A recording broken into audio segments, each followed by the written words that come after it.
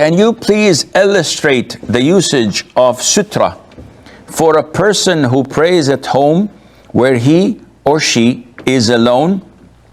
Is it mustahab or wajib to use sutra when one knows nobody will come in front of him in his salat? And what must be the length of sutra? The majority of scholars say that sutra is recommended but not mandatory.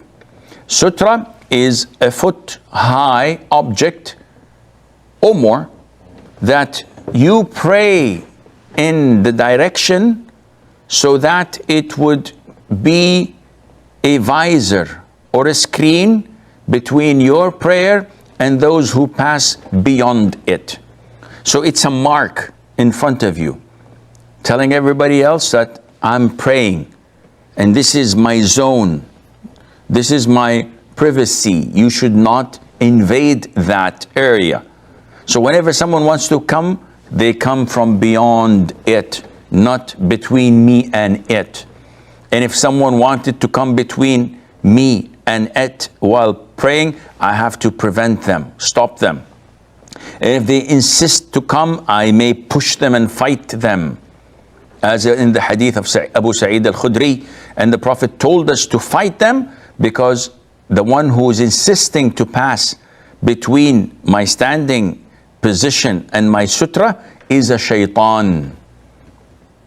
He's a devil. So this is something serious. The Prophet said, alayhi salatu wasalam, if the passerby between a man praying and his sutra were to know the gravity of his sin, he would have stood there for 40 without crossing. So they asked Abu Hurairah, 40 hours, 40 days, 40 years, and he would not comment. He said just 40, meaning that this is a serious thing. Now, having said that, the majority of scholars commented in the hadith of the Prophet ﷺ, when one of you is to pray, he should pray to a sutra, that this is a recommendation, because the Prophet had offered prayer in Mecca when the people were doing tawaf without having a visor in front of him or a screen or a sutra. And therefore, if you pray in the masjid, your prayer is valid without a sutra. And definitely if you pray home when there is no one in your home and you don't fear anyone crossing in front of you, you can also pray not to a sutra. But having a sutra in front of you is highly recommended, not just only to notify people not to cross in front of you, but also due to the fact that it increases the amount of submissiveness and khushu' in your salat.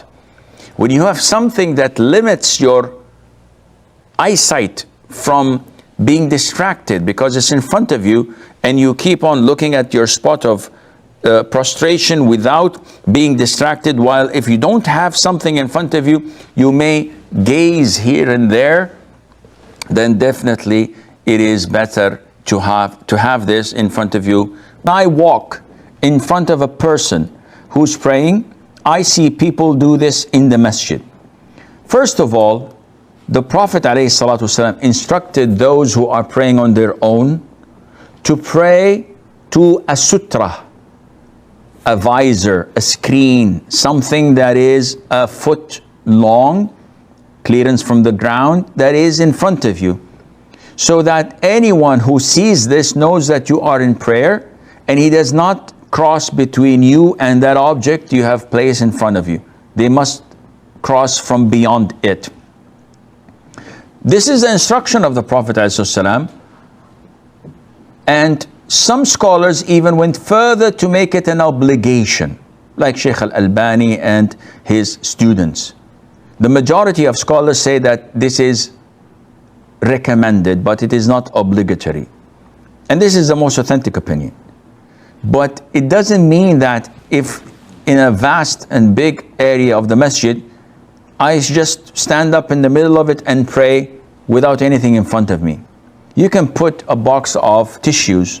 You can put a special stand for the Quran, for example, to pray to. You can pray to a pillar of the masjid. You can pray to someone who's sitting down making dhikr and consider him to be your screen or visor. This is a sunnah. But if you don't do this, you're not sinful. Now, for me to pass in front of you, if you don't pray to something like a visor, it is permissible for me to cross in front of you, providing I do not violate the space between your feet and the position where you place your head when prostrating. If I move like 30 or 40 centimeters away from the position of your prostration, I'm in the clear and I have no sin on that. And you're the one who's wrong for not praying to a sutra or to such a visor, and Allah Azza wa Jalla knows best.